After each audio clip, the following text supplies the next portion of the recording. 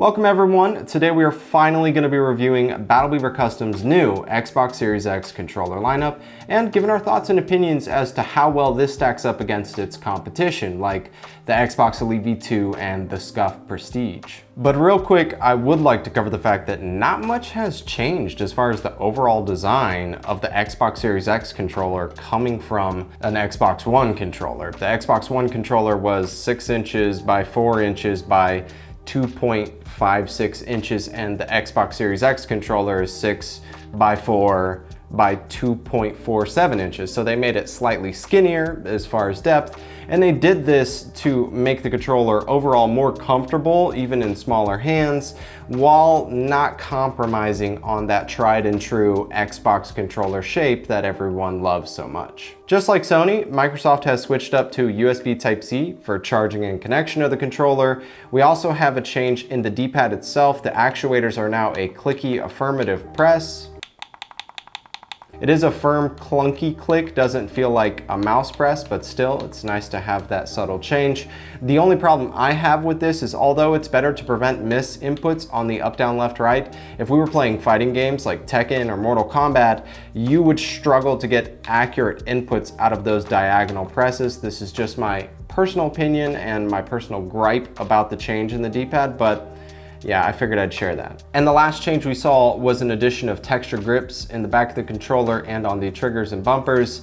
And this is a custom build, obviously, with a soft touch back plate, so we don't have the texture grips here, but it does have the texture grips on the triggers and bumpers. All right, with those changes out of the way, let's dive into the build. First up in the cosmetics, we've got a soft touch backplate that color complements the front plate, which I like to call the Wave. Personally, I like this build, especially with the blue buttons, thumbsticks, triggers, and bumpers, as well as the Battle Beaver button swap instead of the Xbox button. This controller is really beautiful. At least to me it is. I don't know, you guys let me know what you think about the looks of this controller in the comment section below. All right, performance-wise, this controller is stacked. We've got increased thumbstick tension on the right thumbstick only. We have swappable thumbsticks. They're interchangeable. You can have varying heights and different designs as well on the actual thumbstick caps. I personally use a heightened thumbstick only on the right hand side, but to each their own. We've also got smart triggers built in, clean short travel time with a mouse click like feel. And yes, they do sound like a mouse click, but it's not like a really loud press. Hopefully you guys can hear that. Good. We didn't get smart bumpers on this build because the Xbox Series X controller already has like a really short travel time for the bumpers, and it's a really good feeling press, so I didn't see the need to get it. Obviously we got the smart triggers though because I primarily play shooter games and I wanted hair triggers for that. In the back of the controller, we have 4 buttons placed in the standard and lower positions, which fit our hand size like a glove. Buttons fall right under the fingers. Each button is remappable to whatever face input you want. And we did get the standard actuators in the back instead of the streamer buttons, so you guys could hear how loud those standard actuators are. And it's not too insane as far as how loud it is, but it is a click that could be heard in your streams, which is why they have the silent press buttons in case you're a streamer and you don't want them to hear the constant clicking. As far as how the buttons feel, it's a very light press to get to the actuation point, and you do get that affirmative click feeling from the back buttons. All right, going into the pros and cons and just comparing this against some of its major competition, Scuf has their Prestige controller, and when I compare builds, the most important thing to me is hand utilization. So the whole purpose of these controllers is to remap any of these face inputs like X, Y, A, B, or the D-pad to buttons or paddles on the back of the controller. And this is so that you can move, aim, jump, shoot, reload, interact with the environment, open and close doors, all seamlessly without taking your thumbs off the movement and aiming thumbstick. We've talked about this in previous videos, but the Scuf back paddle layout, at least in my opinion, is a flawed design.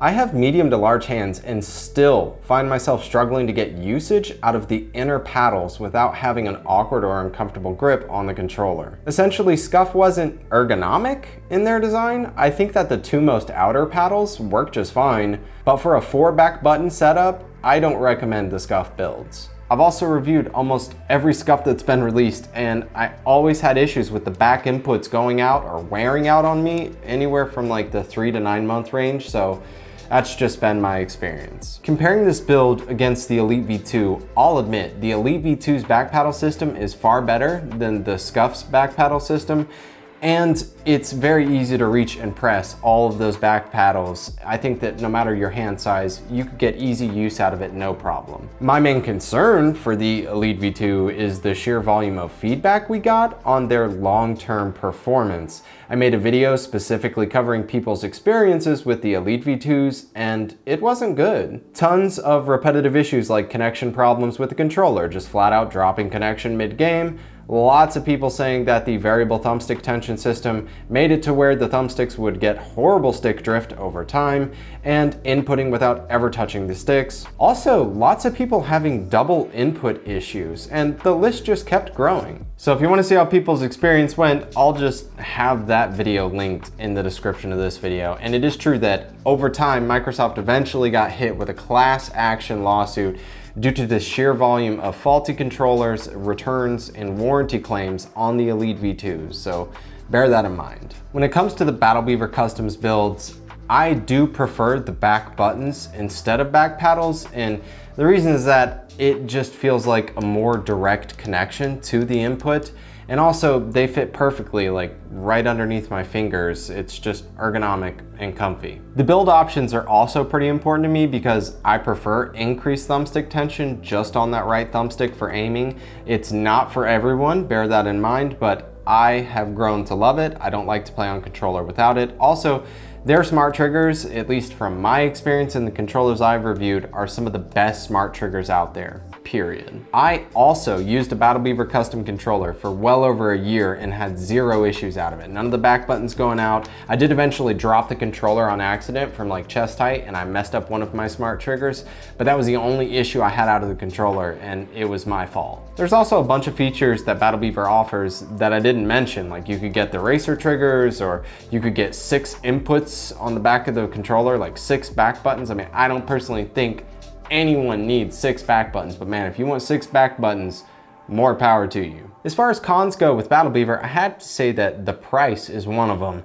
And let's just use a reference point here. If I was to get a completely stock Scuf, right? Like 4 back paddles and no like digital press or any cosmetic add-ons, that's gonna run me 170 bucks. If I was to get the Xbox Elite V2, that's gonna run me 180 bucks.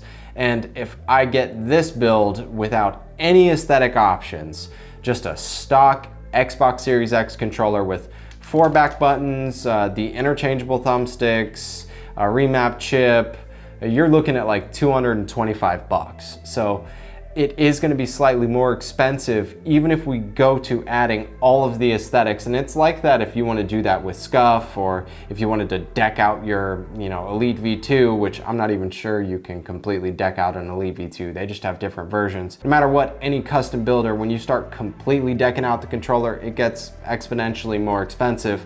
But in particular, BattleBeaverCustoms is not like the cheapest builder out there. And the second con for me with BattleBeaver would be the wait time. They build each controller custom to order, and with Scuf, you're looking at an average of like 14 to 28 days for them to build and ship out your controller. With the Elite V2, I mean, they got those at your local GameStop and Best Buy just ready to go, pre-made.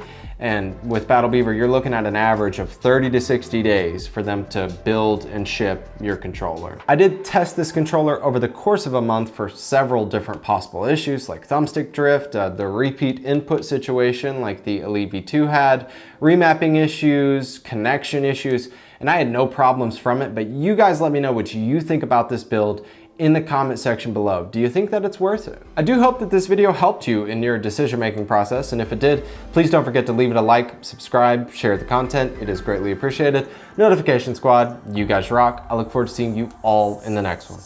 Peace.